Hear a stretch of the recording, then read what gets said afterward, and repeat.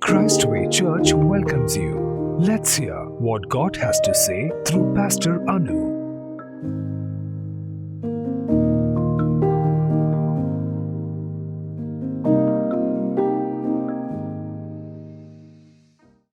God bless you. It's a joy to come before you with another message from God our Father.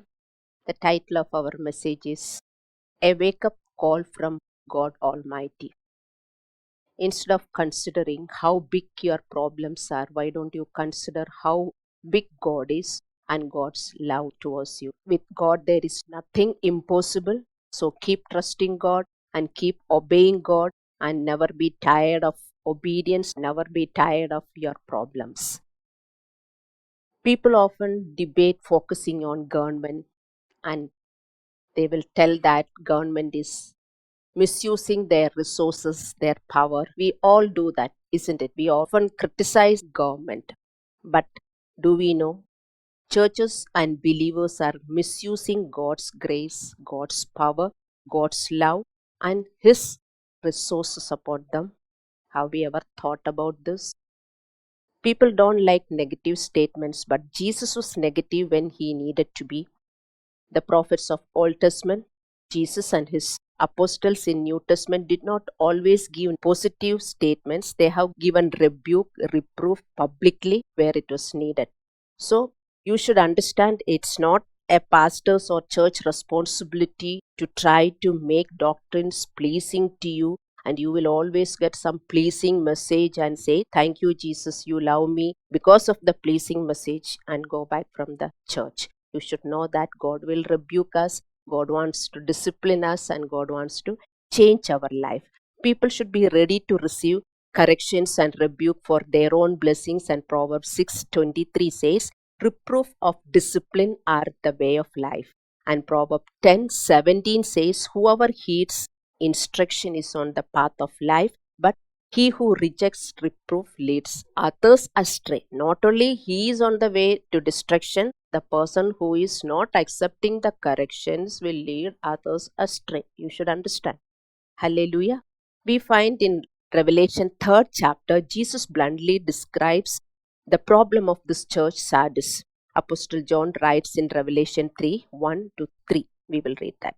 And to the angel of the church in Sardis write, the words from him who has 7 spirits of God and 7 stars. I know your works. You have a reputation of being alive, but you are dead.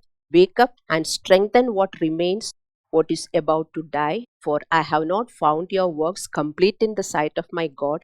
Remember then what you have received and heard. Keep it and repent. And if you will not wake up, I will come like a thief, and you will not know whatever I will come against you. So here we read, Apostle John writes to the angel of the church.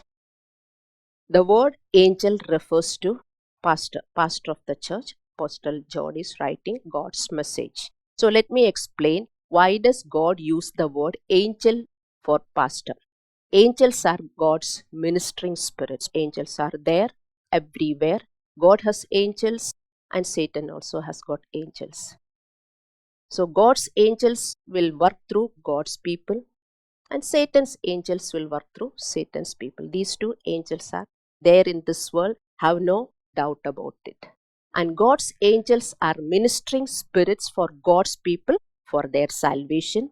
So Bible is considering or comparing pastors to be angels. So I'm going to tell you certain reasons. Like angels, pastors are God's messengers. Like angels, pastors should give divine protection from evil and danger to the congregation. Psalms 91:11. Like angels, pastors should minister and strengthen the congregation. Luke 22:43 and Matthew 4:11. Like angels, they should bring guidance and directions to the congregation. Acts 5:19 and Acts 8:26. Still more works angels do for God. So, like angels, pastor has to work for the congregation, and pastor is working. So, you need to have an angel over you. You need to have a pastor over you to get God's ministry upon you. If you are not a pastor, I will always tell you, if you are not a pastor, you need a pastor to get God's help in your life. This message is not just a personal message for the pastor of this church to read and do something for himself. They are written to the pastor of the congregation but intended all to hear Revelation 1, 10, and 11. It's written to the pastor to instruct the church members. The message starts with the phrase, I know your deeds. Indicates that God is watching everything we think, and we can hide what we think, even what we do also from people. But God is watching everyone's thoughts and everyone's action. This is something that we hardly think about, but God watches and knows all our deeds. He doesn't only know what we do, but He knows why we do. You may argue with the people, but for each thing why you do, God knows. So don't argue. What is your real thing? Talk to the pastor. Okay, don't argue with pastor. And pastor knows why you do, but many of you will get offended. He knows our heart attitude behind every action. Matthew 9:4. He knows us better than what we know ourselves. We may hide many things from others, but God knows so. Believe what God says through your pastor. Accept the guidances and directions. Pastor is working for you as an angel. Okay, so don't comment and don't criticize God's angel, who is a pastor. That is the reason whoever is blessing God's angel, God will bless you. If you know that you need a God's angel, you should bless that angel. Don't curse, don't be angry, don't criticize. Okay, you be a pastor, then you know the difficulty to run a church. Pastors also will have some weaknesses.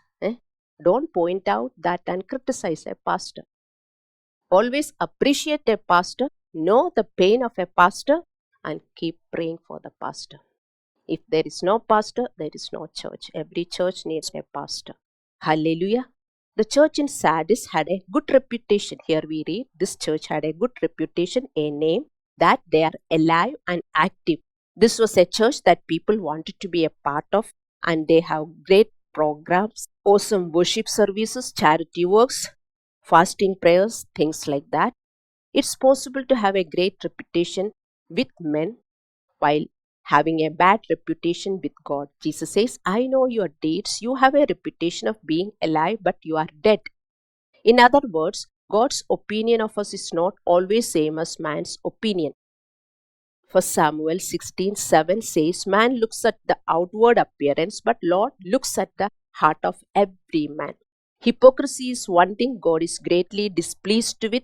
Jesus said in Mark 7:6 and 7, This people honors me with lips, but their hearts are far from me.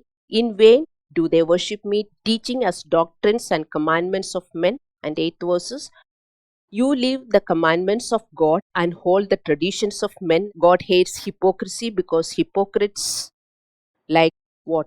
They like religion. They like outward appearance. They like to follow man's doctrine. Don't touch this, don't touch that. Don't worship God in a bathroom. You should worship God anywhere you are. Eh? Don't worship God when you are doing some other things. Anywhere you are, you can worship. It's the attitude of your heart. But hypocrites, religious people will say, don't do this, don't do that. When you are washing some dirty things, don't worship God, don't keep the Bible there. That is man's principle. You have to see how your heart is. If you are respecting God, anywhere you can worship, anywhere you can preach, anywhere you can read the Bible. Hallelujah. So God hates hypocrites because He hates religion, because hypocrites like religion. Hypocrites likes to have outward appearance. Outwardly they look very spiritual people, but inwardly only God knows. And they follow man's doctrines, customs and superstitious belief, but they don't want to change their hearts. They don't want to change their attitudes and habits to conform to God's will, to conform to God's holiness and purity. The Sardis church had a name and a reputation being alive, but they were dead, God says. Their name and reputation did not come from God, but from men. People looking at the church and tell, oh, what a great church. And they keep telling God's presence is here. And they may feel it, but really God is there or not, only God knows.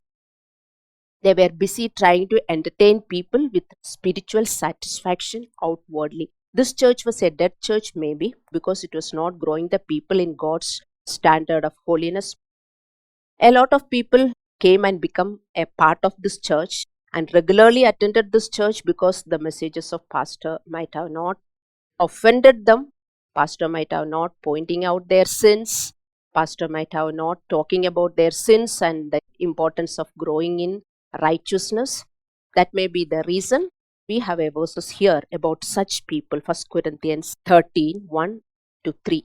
Paul is telling, if I speak in tongues of men and of angels but have no love, I am a noisy gong or clanging cymbal. If I have prophetic powers and understand all mysteries and all knowledge, and if I have all faith and have not love, I am nothing. If I give away everything I have and deliver my body to be burned, but if I have no love, I am nothing. Love is explained in 1 Corinthians 13, 4 through 7. Love is patient. Love is not jealous. Love doesn't get provoked at others. Love doesn't get offended. You can read, that is love. If those characters are not there, but you have all spiritual activities, it is before God, it is a big zero. You may be speaking in tongues, you may be prophesying and telling many things, but you have no patience. You have no self-control. Let me tell you in one word is lacking self-control, and having all the spiritual gifts running through you is of no use, God says. Even if believers speak in tongues, prophesy, and have great faith and know all the mysteries, but if they are not growing in love and righteousness and godly characters, they are nothing. God will tell them at the end, depart from me, you who are doing evil. You evildoers, depart from me. Matthew 7, 21 through 23. How many churches and how many believers are dead in the world? Dead before God, but outwardly it's a big church. They say, oh, what a big church. What a beautiful church. You should see people are just flowing inside. You should see the people speaking in tongues. When they enter only, sharabarabara, they will start. They enter only, they cannot speak in their own language. They start speaking in other language. They will jump. You should see. But you should see their personal life. You should go and see. Inside the church, they may look holy. Go to their house and see. Ask their personal reputation about them to their wife or husband or children. They will tell you how they are. They have to give the report. Your family members have to give the report about you. Before others, you may be holy. You can pretend you are very holy. Family members, inside the house and go, how is that spiritual sister or spiritual brother? Ayyo, nattaka sister. ನಿಮ್ಮ ಚರ್ಚ್ಗೆ ಬರ್ತಾಳಲ್ಲ ನಮ್ಮ ಹೆಂಡತಿ, ನಮ್ಮ ಗಂಡ, ಸುಮ್ಮನೆ ಅದಲ್ಲ. ಅಯ್ಯೋ, ಒಂದು ಮುಟ್ಟಿದ್ರೆ ಸಾಕು, ಎಲೆಕ್ಟ್ರಿಸಿಟಿ ಥರ, ಅಪ್ಪ, ಪಟ ಪಟ ಪಟ ಪಟ ಆಂಕರ್. ಬಟ್ ಚರ್ಚಲ್ಲಿ ಹೋಗ್ಬೇಕು, ಅಪ್ಪ, full white and white, no ornaments, full ಎಲ್ಲ ಸುತ್ತಬಿಟ್ಟು ಇಂಕ ಮಾಡಿ, ಓ ಹೋಲಿ ಹೋಲಿ ಹೋಲಿ ಹೋಲಿ ಹೋಲಿ ಹೋಲಿ. That God doesn't want. God wants the purity, pure heart. Here I am, God. I am ready to obey. You don't look here and there. It is difficult. Let me ask you, to live in this life, you don't have difficulty? Then why you are telling obedience is difficult? When you are humbly obeying God, you know what blessings you will get? You will be blessed beyond your understanding. You get a healthy body, peace of mind, joy, health, wealth, what not you want? You tell me? People will tell obedience is very difficult. Oh, very difficult. Self-control is not coming. I want, but I don't know. It's not coming. Don't come. You have to control. Self is where? In your hand. You have to control. Your mind is where? Don't tell it is not coming. Mind is in your hand. Mind is in your hand. Please mind it. Without my knowledge, it's coming. You cannot tell that. Mind is in your hand. It is under your control. Plus God, you can do great things. Jesus came to save our mind. He is the savior of our soul. Our mind has to be saved.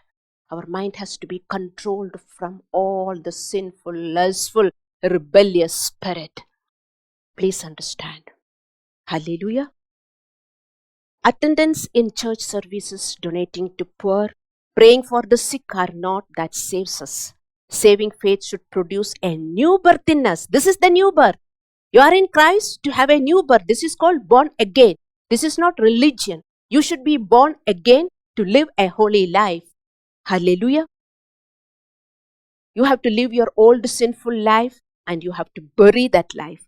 Our heart should be changed. The church should help the people to die in sins. Church should help. At the same time, people should receive. People should be ready to kill their self. From my experience, I know it is not the problem of the church. You cannot tell many churches that church is not teaching. You know what I am teaching, but still people are not ready. People also should be ready to kill their flesh. They should participate. They should cooperate with pastor. They are called pastor supporters. Then only you can kill your flesh. Jesus rebuked the Parsees for being whitewashed tombs, Matthew 23, 27, 28. Because outwardly they appear righteous to others, but inwardly all uncleanliness, full of hypocrisy, lawlessness. It is not something only Parsees are guilty of. We are all prone to it. Many believers are like whitewashed tombs. Jesus is telling. It's a rebuke from Jesus. Whitewashed tombs. Wearing all white and white. They look outside white, but inside they are just tombs, whitewashed tombs there. Only through regularly renewing our minds and being renewed in our inner man and being strengthened in our spirit, we will grow in righteousness and that will give us life. Ephesians 3, 16 and 17. This should happen to each church meeting and Holy Spirit should convict the spiritual condition of every person. Holy Spirit should convict your rebellious heart and Holy Spirit should convict where you are standing before God. There should be a rebuke from God's word in every meeting. That is church. You are coming for discipline. 2 Timothy 3:16 says, all scripture is inspired by God and profitable for teaching, for reproof, for correction, for training in righteousness. And 1 Timothy 5:20, Paul instructed Pastor Timothy, those who continue in sin, rebuke in the presence of all, so that rest also will be fearful of sinning. This is how olden churches were running. Here, through the message only, if they are getting rebuked next week, they will not come. That is today's generation.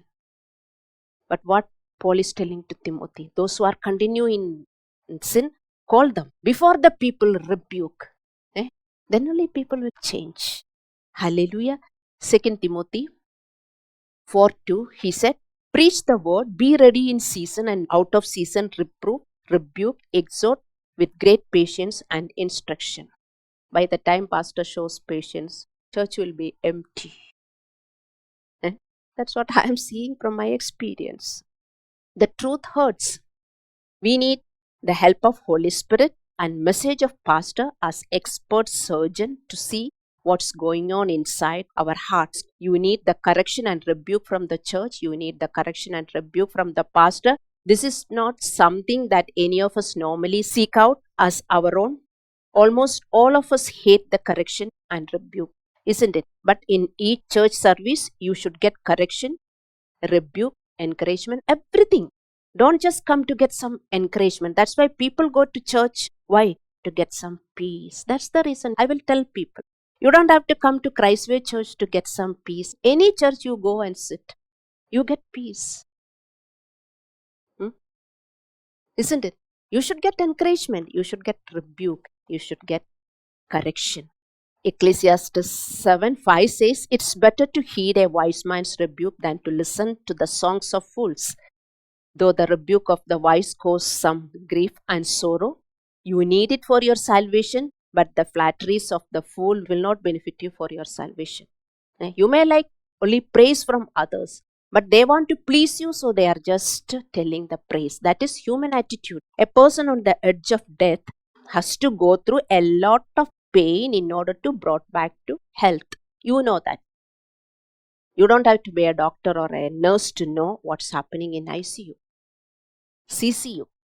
He has to go through lot of pain to come back to life. Lot of pain. The same way. Once we are born again, baptized, you should understand, we are in spiritual CCU, critical care unit. Lot of pain you have to go through to kill your flesh. Otherwise, you will not get life. Why you are telling self-control is not coming? You don't want to go through that pain of keeping quiet before someone. You want to just shout and show your anger before the other people. You feel they deserve. Whether they deserve or not, if you are angry, you are sinning. You cannot say they deserve. So, you need to go through that self-control. When you control, you know how much pain you have to go through. You will become a good person. You have to go through a lot of pain to become a good person, to get life. Hallelujah. So a person on the edge of death is going to go through a lot of pain in order to brought back to health. Ephesians 2:1 says, before we were in Christ, we were dead in trespasses and sin. Our spirit's life, that is spiritual life, was lifeless and we were spiritually dead. To come back to life, we need to go through lot of pain. You should understand. Jesus told to this church at Sardis to strengthen what remains and it is about to die. He said, wake up and save the good things, rescue the good things that you still have. So to those who are living in unreal spiritual world created by their own worldly false living, those who are lazy, careless, not serious about their spiritual life, incapable of resisting their temptations, not vigilant to exercise self-control to grow in righteousness, God is telling, or God is warning, strengthen what remains in you. 1 Thessalonians 5:6-8 say, we should not sleep spiritually. We should be awake. Always we should be awake. Spiritually awake means you should know what sin is still there, what sins you are still committing. You should know that you are not supposed to. You should know how much self-control you have to exercise. That is how you are spiritually awake. Otherwise you are sleeping. When you are sleeping, you will not know what the sins are. You just hide. You will just change your world by watching something. Never do that. You are just stuffing your sins inside. Hallelujah. So wake up and repent. Whatever little still remaining needed to strengthen what remains in you, you know. Whatever little is remaining, strengthen, God is telling. For those who are dying, what is remaining in you? Still little hope is there. Little faith is there. Something is remaining in you. You are completely not dead. You still want to go to that church, but something is telling don't want enough. But still you have something in you. Isn't it? Before that also dies, come back. One day that will also die. Before that, you come back. You should see anything is remaining in you or you are completely dead for Christ. You should not feel like that. If something is remaining in you, God is telling, come back. When you are at the edge of dying, strengthen them before it dies completely. It's your urgent need. The reason He is telling in Revelation 3:2, for this condition, why you are dying, why God is telling you are about to die. He is telling, you are doing some spiritual stuff, you are doing all the stuff, but there is no life in you. You are not happy, you are not peaceful. But outwardly you are doing everything. You are praying, you are fasting, you are going to church and you are doing everything. You are speaking in tongues. But inside, no satisfaction. So He is telling, you are doing something spiritual stuff. I have not found your deeds complete in the sight of God. Your works are incomplete and imperfect perfect in the sight of God. You keep falling in your sins and you keep falling in your commitments. You are only repenting and repeating your sins. You are not keeping your promises. You are not keeping your commitments. You are not getting up from your sins and walking in perfect love, joy, peace, patience, meekness, self-control, perfect love. After falling and getting up, you're still like a baby. Babies keep falling, but mature. Today we don't fall physically. We are all grown up, but babies still fall. In the same way, perfect love. You should have that tolerance. You should believe God and have peace. You should trust God and have joy. You should forgive the people. That anger should not come. We should reach to that stage. You should not fall. Falling and getting up and asking forgiveness is not Christian life. That is the place we are started the journey. We should keep moving forward. Hallelujah. So repentance means stop the disobedience in you and start obeying. Proverbs 28:13 and Matthew 3:8 says, produce fruit worth your repentance. Produce fruit worth your repentance. Produce fruit worth your repentance means what? Keep repenting. Tell me, believers, keep repenting and ask forgiveness? No. You have to produce the fruit. The self-control should come. We should understand the people. You have to go through a long way. Lot of pain you have to take. Lot of pain. Just if you are enjoying your life with all what you have and not going through pain of self-control, one day you will be dead spiritually, my dear believers, and still don't believe that once saved is always saved. And I want to tell you, in this Sardis church, if you read Revelation 3:4 and 5, it is written, in Sardis church, few who were not soiled their spiritual garments, and God is telling, they will walk with me in white, for they are worthy. Not everyone was dead in this church. Some were worthy in this church. Okay, but some were going to die. Hallelujah. And Revelation 3:3 is a reality for everyone. Here it's written, God is warning, if your spiritual state is on the way to die, God is warning in Revelation 3:3, repent and wake up, or I will come like a thief. I will come against you, not to bless you, but to discipline you and punish you. He will come against everyone one day. Please understand. These are not some stories or man's words, it's written. You can see the whole world, why? All on a sudden some sickness, all on a sudden some accident. That means God has come against that person. God will tolerate, God will be waiting. God will be waiting, God will be waiting when you will repent and when you will stop the sins that you are doing. But one day, if you are not waking up and stop sinning, one day this Revelation 3:3 will be true in everyone's life, you should understand. If we are not going to judge ourselves and help ourselves to improve, God will definitely judge us and discipline us. 1 Corinthians 11:32. But if we help ourselves, that is, if we judge ourselves and start obeying, we can save ourselves from God's judgment. 1 Corinthians 11:31. God will judge us. Everyone God will judge. Before that, if we judge ourselves and correct and start obeying, don't tell that mind is not in my control. Don't say that self-control is not coming. Self is in your hand, not in other man's hand. Please understand. Self is in your hand, my dear believers. Control. Go through that pain. Otherwise, one day, it's for sure, God will come against you. Till now, He has not come against you. That doesn't mean that day will not come. Nobody can escape. Don't be smart and proud and say that, oh, see, I'm very holy. Think, are you holy? Think, are you holy? You should know. Do you have a pure heart?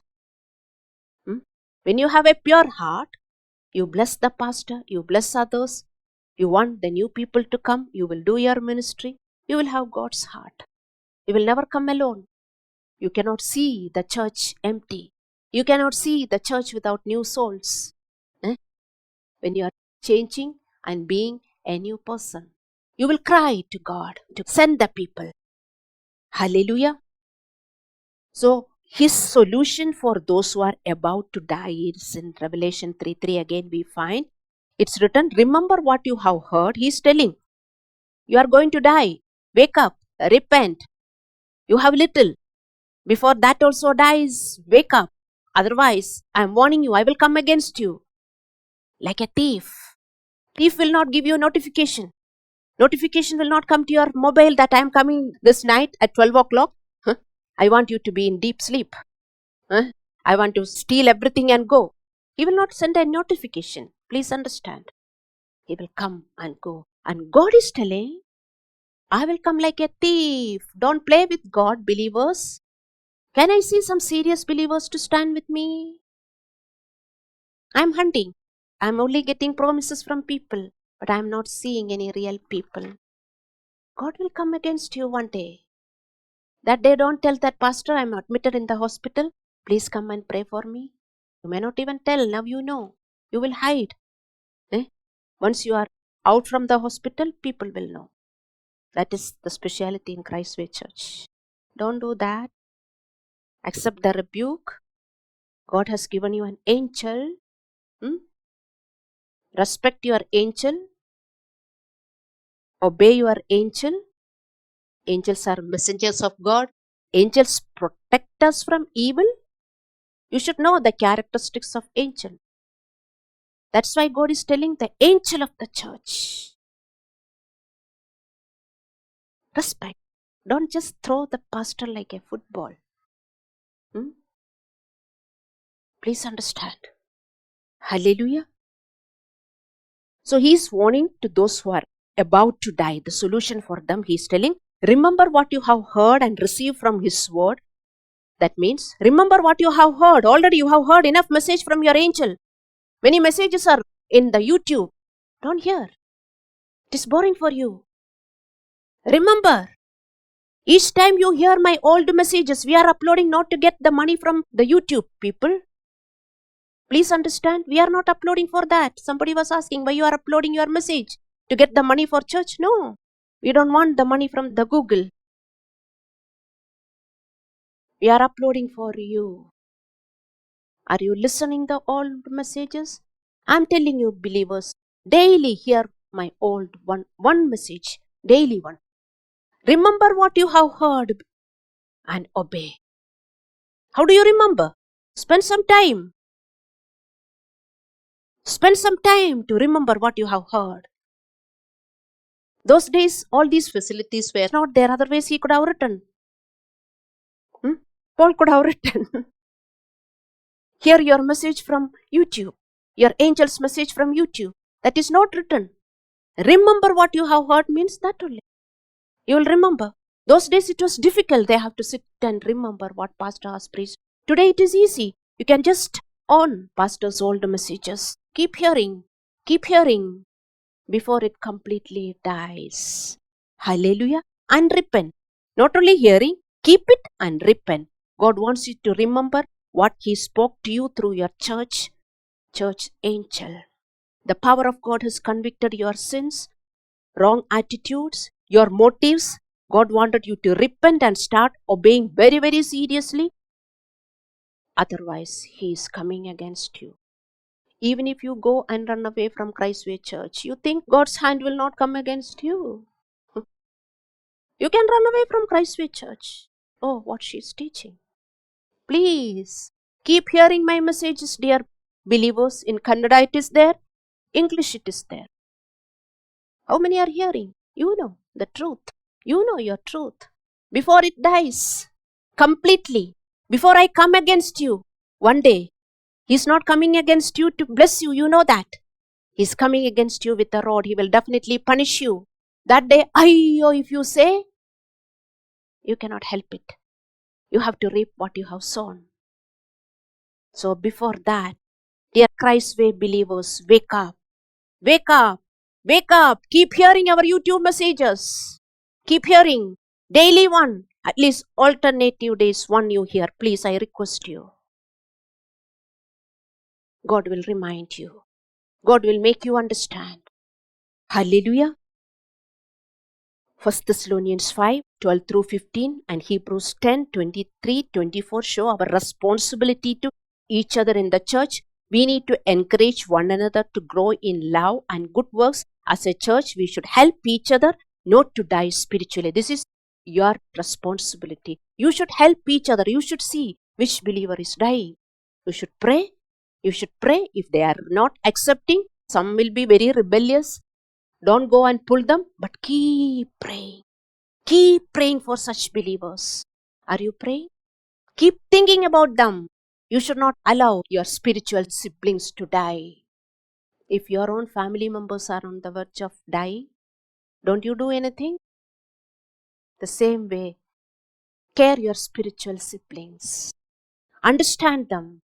Know their spiritual heart attitude and cry and pray. Hallelujah. Then you are growing.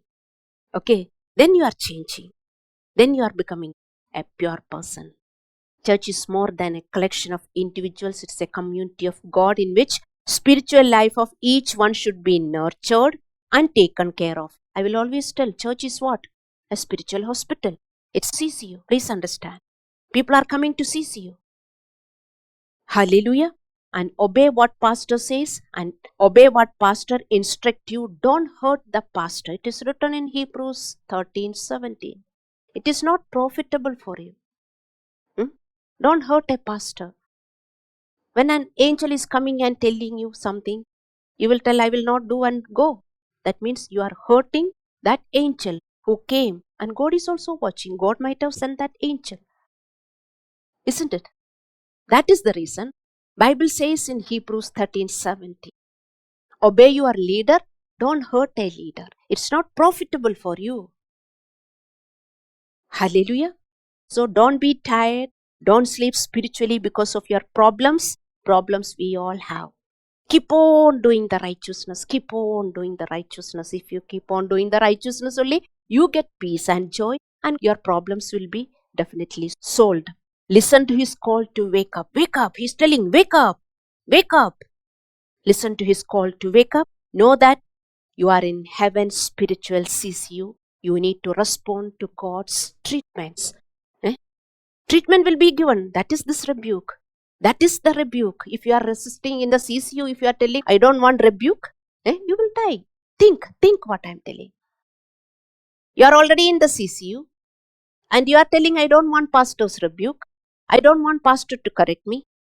That means being in CCU, you are telling the doctors, I don't want any treatment. I am ready to die.